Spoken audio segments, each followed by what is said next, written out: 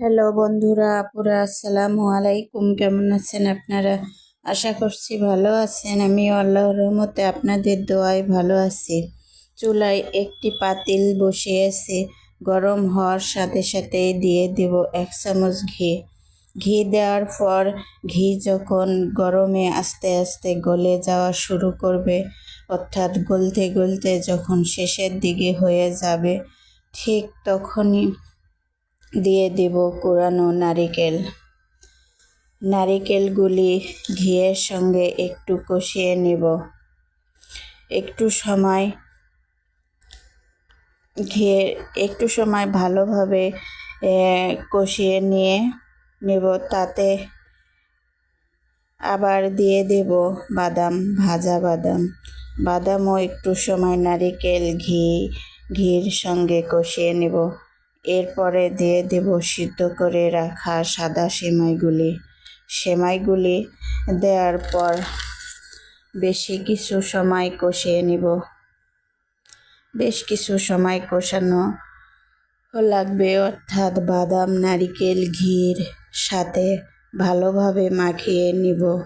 ভালোভাবে মাখানো হয়ে গেলে দিয়ে দেব চিনি। কয়েক চামচ চিনি দেওয়ার পর দিয়ে দেব গুঁড়া দুধ আর চিনি দেওয়ার পর আবারও মাখানো। ভালোভাবে মাখিয়ে নিয়ে নেব, কারণ চিনি দেওয়ার পর সেমাইয়ের মধ্যে পানি ছেড়ে দিবে, চিনি গলানো শুরু হবে। যাই হোক, মাখাতে মাখাতে একটু সময় বন্ধ রাখবো, আবার শুরু করব মাখানো।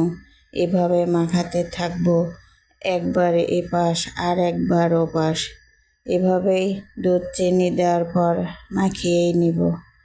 এরপর দিয়ে দিব তরল দুধ দেওয়ার পর ঘন ঘন মাখাতে থাকবো। এক সময় দেখব মিষ্টি কম হয়েছে, তখন আবার কয়েক চামচ চিনি দিয়ে দেব। চিনি দেওয়ার পর আবারও বেশ কিছুক্ষণ চুলায় রাখতে হবে। আমি আজকে আমার জীবনের প্রথম এইভাবে সাদা সেমাই রান্না করতেছি। দেখে তো মনে হচ্ছে খেতেও ভালোই লাগবে। দেখা যাক শেষ পর্যন্ত কেমন হয়।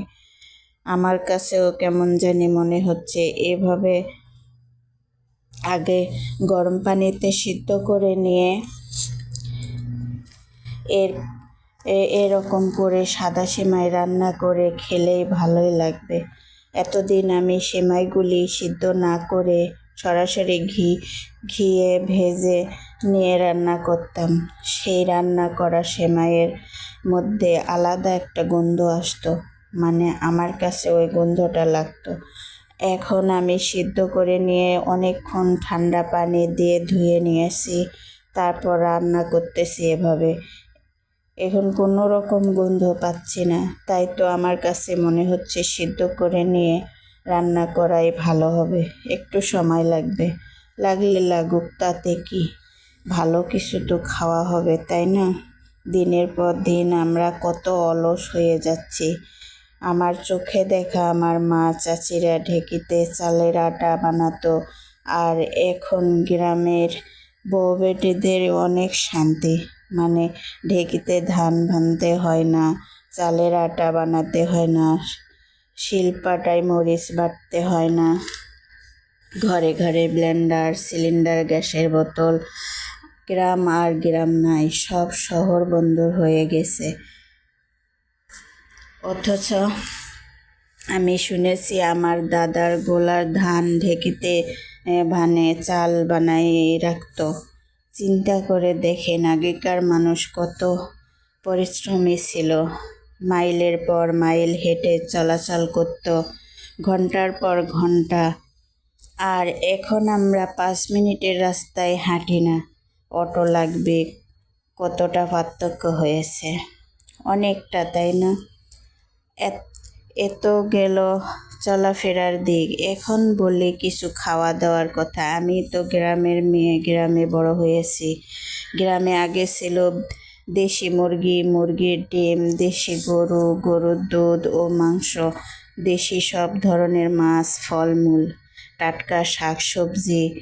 আমি নিজেই এসব খেয়ে বড় হয়েছি। আর এখন গ্রামেও পাবেন চাষের মাছ, ব্রয়লার মুরগি, হাইব্রিড সব। ভালো থাকেন।